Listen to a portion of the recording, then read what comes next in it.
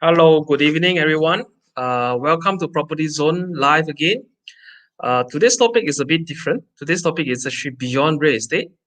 And the topic today is, shall you or shall I spend money on a better car or a better house? I think many of us at certain point of life, certain stage of our life, we need to choose to buy a house, buy a car. But at certain times that we're in a dilemma is, if we have the extra budget, should we put the extra budget to buy a better car, or shall we put the extra budget to buy a better house? Both also has a valid reason. For example, some people may need a car for longer traveling distance, for business corporate image. They want to buy a bigger house because they want to get a better location for a better investment value, or they simply want a better house for their family. So there's always a debate in between. No, spend the extra money that I have to buy a better house or a better car. So in today's episode, I will actually zoom in the details. I will actually help people to see this thing from a different perspective, including from the housing price index where Malaysia stand, the car price index of where Malaysia stand, and also we'll talk about some interest rate. We're talking about some of the interest calculation as well as the installment amount that you'll be facing if you are decide to buy a house or a car. So without further ado, let me share with you some of the screen I've done now. Okay. I hope everyone can see. Let me just put this in the screen. So ultimate topic again is, shall I buy a better car or a better house if I have the extra budget? Okay. So first of all, I want to bring you from a world's perspective, in a sense that you want to see how Malaysia property or how Malaysia housing price index rank in the world. Okay. Of course, if it's number one, that means it's most unaffordable. All right. So how do we find out about this? Is actually we go into a website, and then this is a database leading company called Numbeo. They put in all the data, okay, from the housing price index versus their income from their citizen, and also from the rent ratio. But today, I think we're just gonna skip the rent ratio towards the property price because we will focus on the buying. Okay, so these are some of the things that you will see, but to go into details, this is how we be looking at. For example, the most unaffordable place at the moment, a lot of people thought it's Hong Kong, but it's actually Syria. Okay, why Syria is above of Hong Kong is because even though Hong Kong, the housing price is more expensive than Syria, but because of the income ratio, that means that in general, people in Syria own significantly lesser than people in Hong Kong. Therefore, their affordability is actually uh, unaffordability is actually ranked higher than Hong Kong. So in this case, you will see for people in Syria to own a house without eating, without spending any single of the money, they need 63 years on average of their annual income in order to buy a house in Syria. So this is ridiculous. Hong Kong, you need 43 years. Okay, so currently we are excluding the rental factors lah. Okay, so you want to know where Malaysia stand? Let me bring you to it. Malaysia, if you scroll down the screen, Malaysia is actually standing at 71. So in terms of in terms of affordability levels, all right, Malaysia is ranked 71 in the whole world.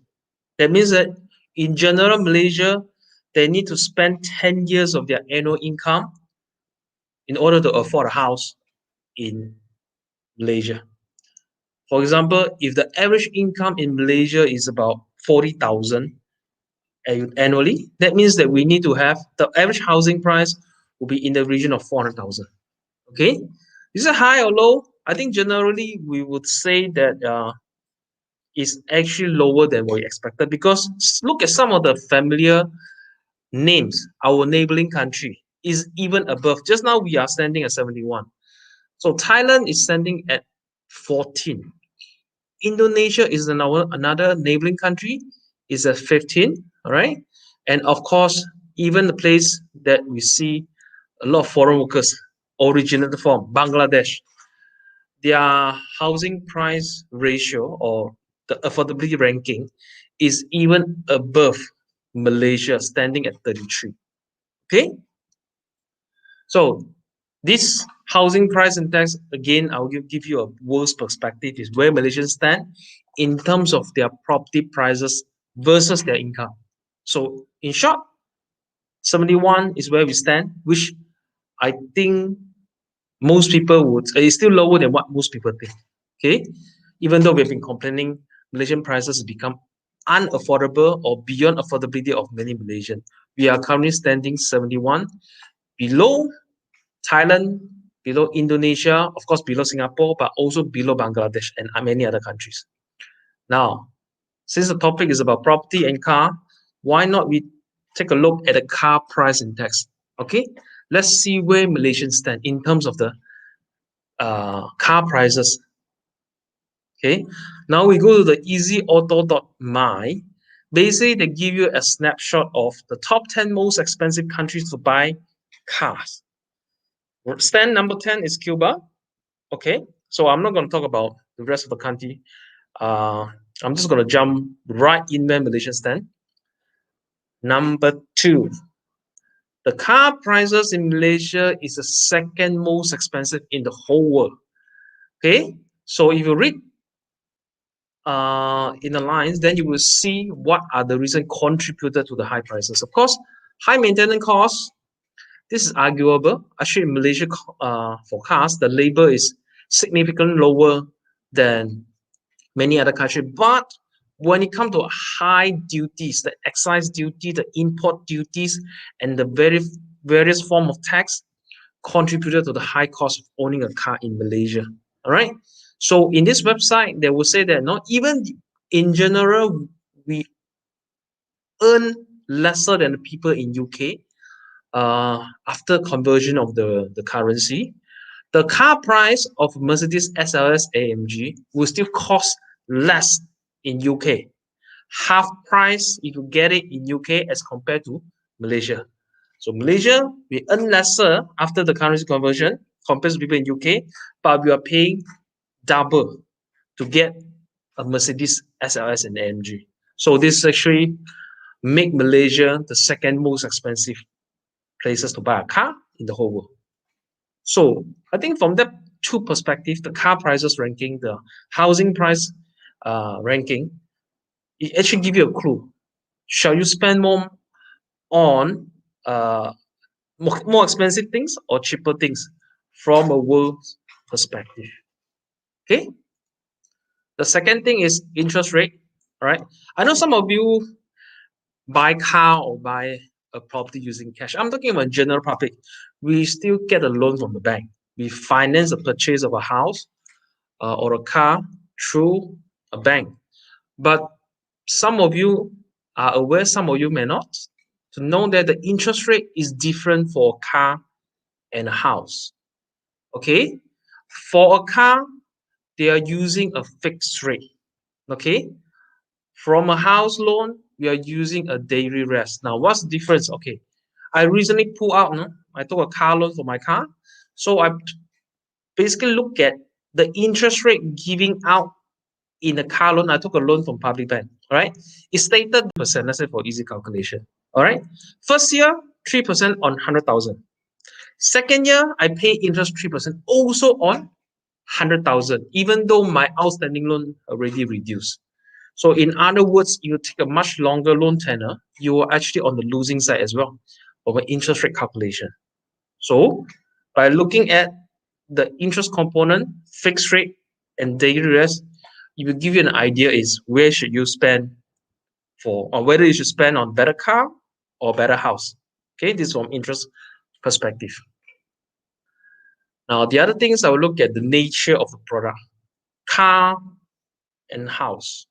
One is termed as asset, one is termed as liability. All right. But some of us term it as a tool because we do need a car to make a living for our life. All right. But ultimately, how we term the things asset versus liability is because by nature, the value of these two things, one is actually normally appreciate as the time pass. The other one, generally, more than 95% of the time, they depreciate as the time goes by. All right. And some of you may not know, Malaysia car has one of the highest depreciation rate in the world. Of course, the reason they contribute to the main reason contributed is because our starting point being the second most expensive place to own a car, the starting point of car price is already so high. All right.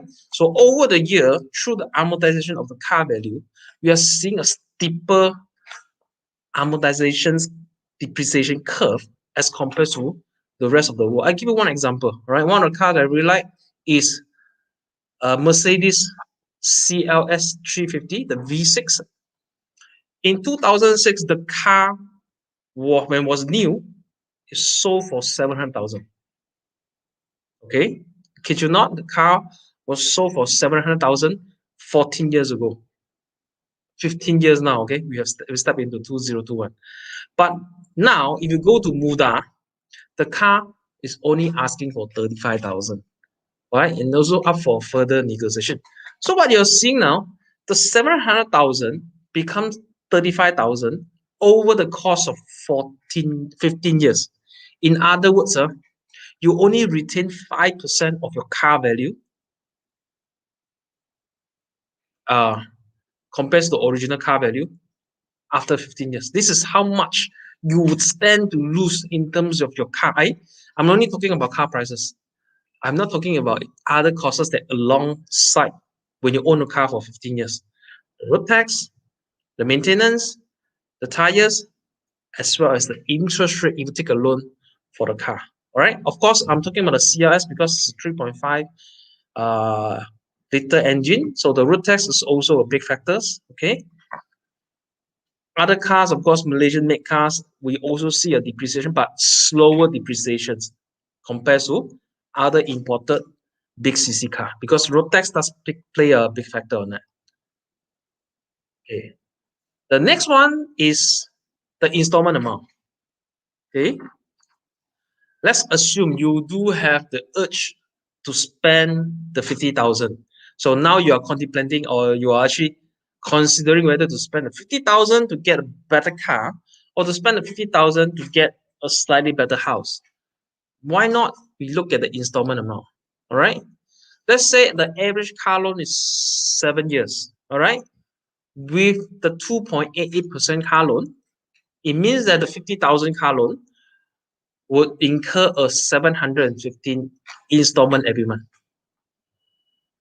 If you're a new house buyer, right? If you can get a 30 years loan, if you take a 50,000 car loan and the current interest rate is 3%, right? That will mean that every month you have to pay 211.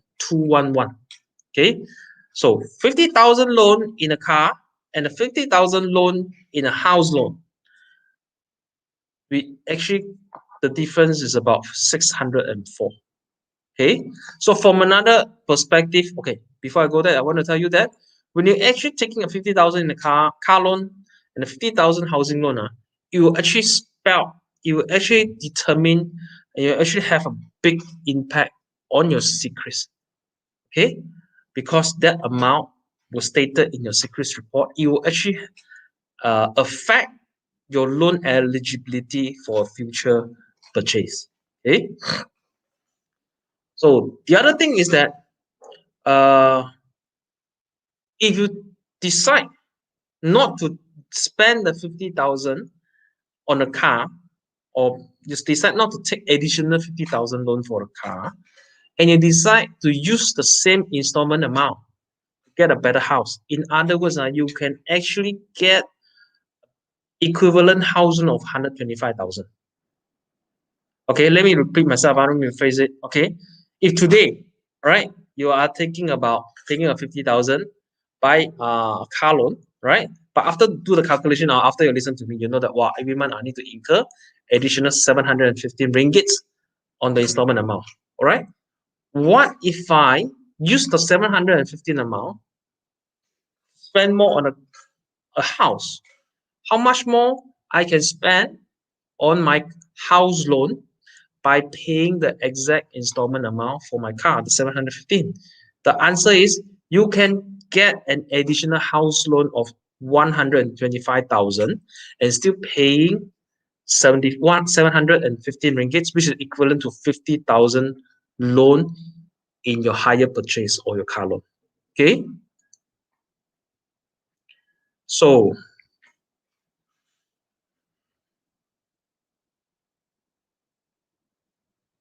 with this, I want to come to a conclusion. Nobody can decide for you how you plan to spend or invest and place your money. But the ultimately points from a many perspective, whether it's from house price ranking, car price ranking, interest calculation, installment amount, depreciation rate, so on and so forth, it actually will have a significant impact of what you decide to do now by basing your financial decision. So I hope everyone gets a point or two out of this. If you're in the junction of deciding to buy a car or a house or both, I hope some of the points I share with you can help. So with this, thank you very much for watching, and I'll see you soon for the next episode. Okay, stay safe. Happy New Year, everyone.